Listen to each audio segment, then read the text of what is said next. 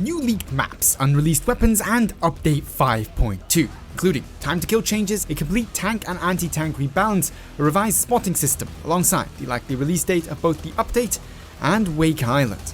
This is your week on the battlefield.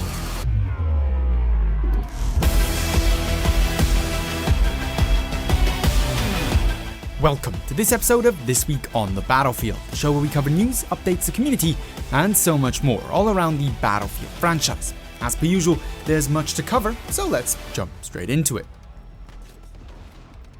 To start off with this week, we have a couple of smaller news nuggets that need covering.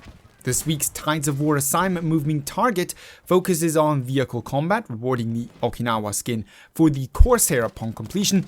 Alongside the Pacific War playlist, which has been with us for quite some time now, we've also got a new Vehicular focused Conquest playlist from here to here, featuring the Pacific maps Mercury, Panzerstorm, Arras, Twisted Seal, Narvik, Hamada, and Al Sunda. Next week's assignment, Tug of War, will feature both infantry and frontline focused tasks, appropriate of course to the temporary return of the Frontlines game mode, which will most likely feature its own playlist as well. The reward is currently set as the Lunge Mine, though DICE has actually already confirmed that this gadget is getting delayed and thus expect this to be changed before the actual assignment goes live next Thursday. Speaking of content coming next week though, we have the behemoth of a patch, that is update 5.2. Braddock confirmed in the weekly debrief that the team was actually already finalizing the build and going through the approval process, which means that we very much could, in all likeliness, see the patch come out sometime next week, with my personal speculation being that we'll see it on Wednesday or Thursday. That would also make quite a bit of sense in conjunction with the fact that DICE has committed to publicizing the blog post and community broadcast detailing private games by the 4th of December. And the reward for the upcoming weekly Tides of War challenge, of course, still needs changing, as previously mentioned, and I'm not sure they can do that without any kind of actual game update. As to the content of the patch, however, there is really too much to cover in just one video. So for the purposes of this episode, we'll be going over the most important parts in summary. Expect a full rundown of the patch notes once those actually go live. Now to start off with, the new content coming with update 5.2. Most notably, of course, Wake Island, the third of the Pacific maps to be released. And as we now apparently know, it's set to come on the 12th of December. Further to that, DICE also published a detailed blog post this week on both the creation and the history of the map, so if you're interested in that kind of behind the scenes look of how map design works and some of the earlier sketches of even the original Wake Island map, feel free to check that link down below in the description.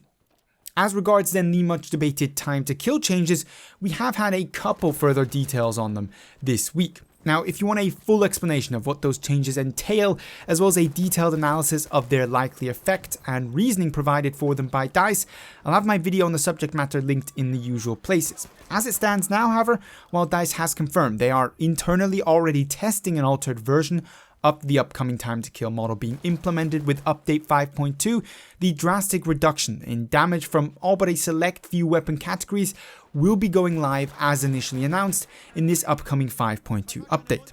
While the patch is set to mostly affect automatic weapons at both medium and long range, there are also reductions to close quarter performance, especially for the likes of the SMGs and MMGs. Other affected weapon categories are of course the assault rifles, semi-automatics, LMGs, pistol carbines, and to a marginal degree, the shotguns. Those of you who love bolt-action rifles, bolt-action carbines, as well as the SLRs and anti-material rifles will have nothing to worry about as it stands with this update, as those weapons are currently remaining unchanged. I thought I should also point out that it seems like soldiers will be getting significantly more ammunition to carry around, both in terms of their maximum they can carry as well as what they spawn with in this upcoming update, as the recent Battlefield 5 livestream had a soldier running around with up to 7 mags while using an SMG instead of the more conventional 2, 3 or 4. This is being implemented to somewhat counteract the fact that you now will simply require significantly more bullets to actually down a target, but also seems to be DICE finally caving into relatively widespread pressure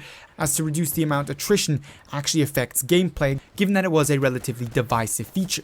As it stands with gadgets, however, those are staying the same in terms of their ammunition counts and resupply mechanics, thus don't expect to suddenly be walking around with 7 Panzerfausts, as that very much will not be the case.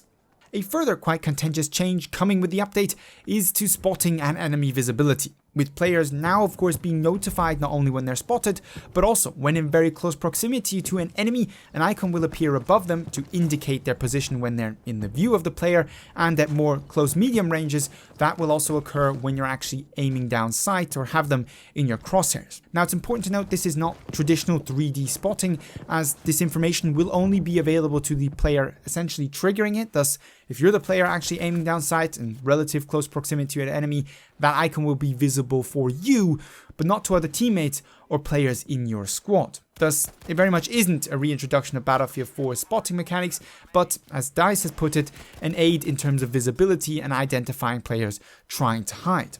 Then, in less contentious, but frankly, to me at least, very interesting changes coming up for the 5.2 update, we have those to tanks and anti-tank weaponry. DICE is trying to make damage more consistent in this department, increasing minimum damage from anti-tank weaponry but decreasing normal hit damage while leaving critical hits roughly the same. This comes alongside a whole host of angling changes specific for taking down tanks, as well as damage changes for the anti-tank gadgetry and a complete rebalancing of tank shells. Changes here are, if you can't tell, actually quite complex and in no means a subject for a quick 60-second explanation. Thus, if you want the full detailed rundown of what is changing and how likely that will play out in game, I put out a detailed analysis on that very topic this week. You'll find it linked in the usual places. Lastly then, the most relevant changes and bug fixes that have been detailed over on the Trello board or during this week's livestream. Firstly, we have new mechanics once more for the AP mines. They will now be activated by the springing of the attached tripwires, which will find suitable surfaces to attach or connect with when actually setting them up. What that looks like, DICE was actually able to demonstrate during the livestream. Also, DICE is continuing their trend for introducing weapons with unique characteristics, with the upcoming M3 Grease Gun sporting a extremely low fire rate for an SMG but an extremely high damage model, supposedly coming in with a 3 bullet to kill in close quarters. On the opposite end of the spectrum, the Type 2A Experimental will supposedly have a very low damage model but in turn a 1000 round per minute fire rate. And the BAR, an LMG for the support class, will come with different fully automatic fire rate options that you can switch between while using the gun, significantly changing the characteristics of the weapon and once more making it extraordinarily interesting likely for in-game usage. Now, these are just some of the weapons coming up over the next few weeks after update 5.2. They have, of course, all been detailed in the past by DICE, but only now are we starting to get some of the information as to how exactly they will work or function in-game. As regards bugs and further fine-tuning, the most important changes are further audio adjustments, specifically of course to footsteps, but also the M1 Grand's ping now being audible for all players and not just the one actually using the weapon. We have a new kill notification sound, inspired but not copied from Battlefield 1's. Fixes to the improper functioning of the flamethrower pickup in the cave system on Iwo Jima, where it was doing significantly lower damage than it would do anywhere else on the map. We also have the addition of the missing 2x scope for the M1 Grand, and the specialization reset issue has been resolved for the AM1919A6. And as regards maps, defenders will no longer be able to get on the US carrier on Pacific Storm on Breakthrough, and Aerodome has had a small makeover with various adjustments as regards the placement of cover and also objectives to make the map overall slightly more enjoyable.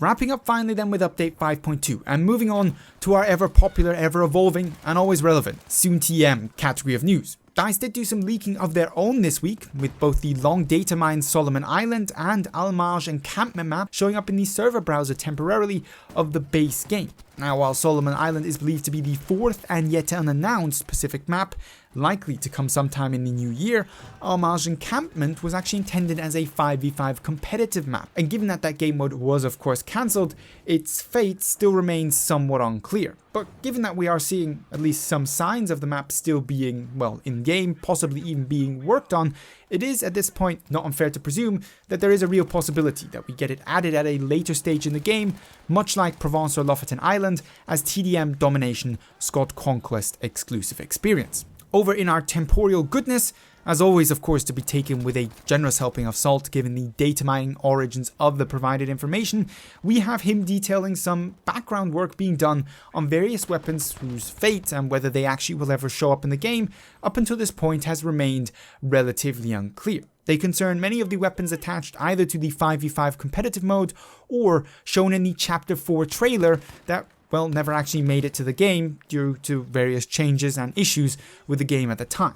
They include work on specifically dog tags and assignments for the likes of the M2 carbine, Type 11 LMG, Itachi shotgun, bazooka gadget, double barrel flare gun gadget, and the M3 infrared sniper carbine. It'd be great to see some of those weapons eventually actually make it into the game, with specifically the bazooka and the M2 carbine being my personal preferences and favorites of that lot.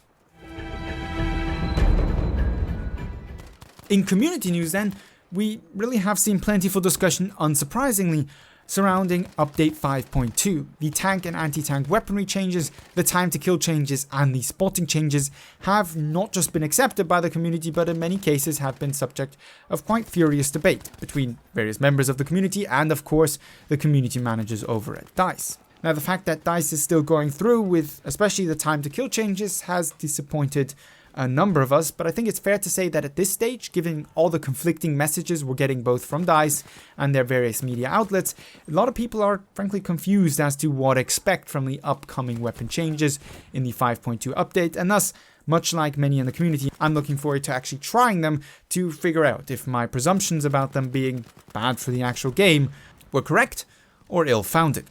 In completely patch unrelated news, something that is a little bit of a rarity in today's episode of This Week on the Battlefield, we did have an interesting discussion over on the Reddits, which pops up quite periodically, frankly, on dehazing and visibility, something that was initially implemented shortly after the game launched to improve visibility issues with soldiers blending too well into the actual environment. Since that change, of course, we've had various other additions to visibility that have made things slightly better, and thus there is an increased movement to return to the non-hazy, clear graphic style that we had both in the beta and initially upon launch. I'll link to the post, which also has some interesting side-by-sides and good discussion down in the comments down below in the description if you want to chime in or check it out for yourself.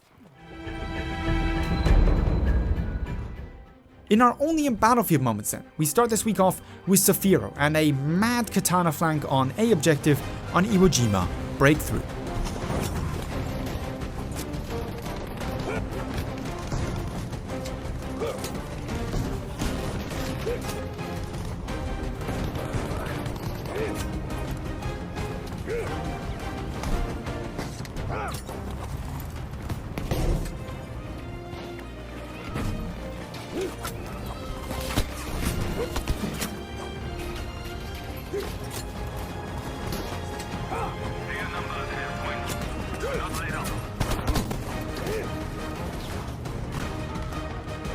Next up, we have Scrublude with a fantastic flank with fantastic accuracy on Operation Underground.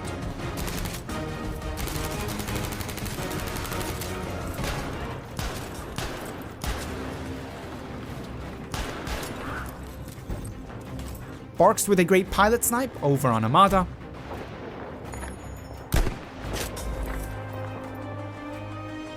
And to round things off, we have Rushot with a great revolver flank on Grind.